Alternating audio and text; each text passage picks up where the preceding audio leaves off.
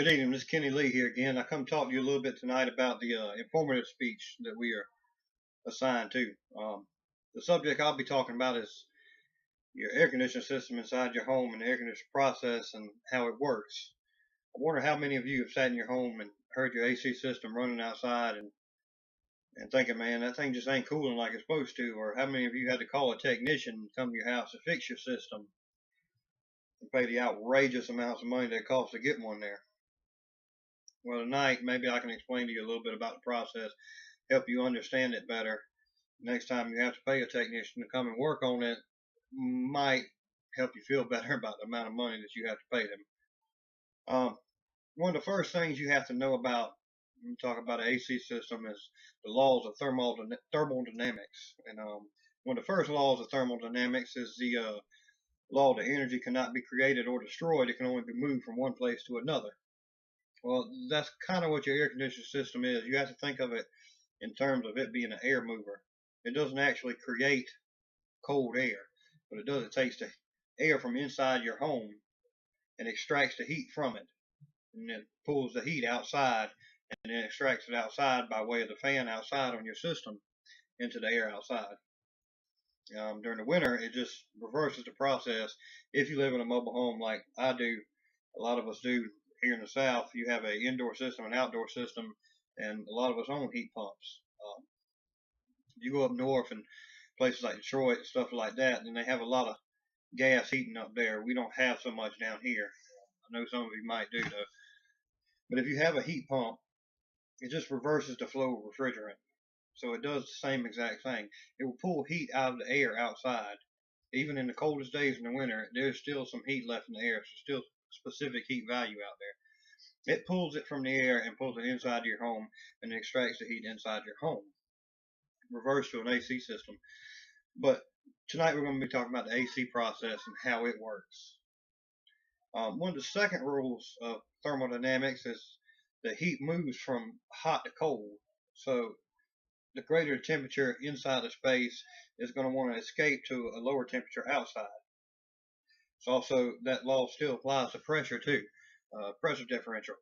You talk about an area of high pressure, something has to move from an area of high pressure to an area of low pressure. Just less resistance. That's the way it wants to move. It's a natural flow of things. And your air conditioning system kind of takes that into account. There are different spots in the system. It creates, it changes the pressure. There's actually two major spots where pressure changes happen. It's the expansion device and the compressor. Now, the compressor is what we're going to start off talking about tonight. The compressor being the heart of your system, and is usually outside in the outdoor unit. And what the compressor does is exactly what it sounds like. It compresses the liquid. I made a little visual aid here for you to look at, and maybe this will help you understand it a little bit better. The majority of heat pump systems starts with a compressor. You'll have hot discharged gas coming out the compressor, flowing in through the three-way reversing valve on most heat pumps. Now, this slide here, that's how the reversing valve works. That's how it reverses the flow of refrigerant. That slide will switch when you're in the heating mode. It will switch over and slide over here to run the refrigerant the opposite direction. But like I said, we're talking about the AC process, and we're going to run with this at first. The discharged gas comes out the compressor, travels through a three-way reversing valve, up through the line set, into the outdoor coil, the condensing coil. Now the outdoor coil will release some of the heat to the outside air, and it'll turn back to a liquid state. Now what I mean by that is when it comes out the compressor, it's discharged gas, real hot gas. This takes some of that heat from that and discharges it outside. When it does that, it continues traveling on to the expansion device. Now this expansion device down here, this is the other, I don't know if you can see that very well, this is the other big pressure change that I'm talking about throughout the system. When it hits that expansion device, it will boil the liquid off a little bit and actually turn some of it back to a vapor. It'll be about a 75% liquid vapor mix. After it travels through the expansion device, it will travel back up to the indoor coil or the evaporator. Now, when it hits the evaporator, it's already a low pressure, low temperature liquid by the expansion device, as I said. Now, when it hits the evaporator, this is where the major part takes place. This is why it's so important to change filters inside a house and make sure your evaporator is in good working condition. It will absorb heat from the inside of your house and will boil the refrigerant off back to a vapor. Now, when it runs back out of the evaporator, it's a low pressure, low temperature vapor instead of a low pressure, low temperature liquid. It will run back through the reversing valve and back into the suction side of the compressor. Now, what all that means is, during all the changes of state and everything else, there's another law of thermodynamics taking place, that when you have a certain substance, in the air conditioner's case, we're talking about refrigerant, during the change of state, it will absorb more heat than it will when it's one state or another. What I mean by that is, take boiling water. Water boils at 212 degrees Fahrenheit. When it boils off, it's actually taking on more heat during the process of boiling than after, when it turns into a vapor. And that's pretty cool to me, that what that compressor and the lines and the evaporator and all that stuff is designed to do is actually lower the boiling point of the refrigerant.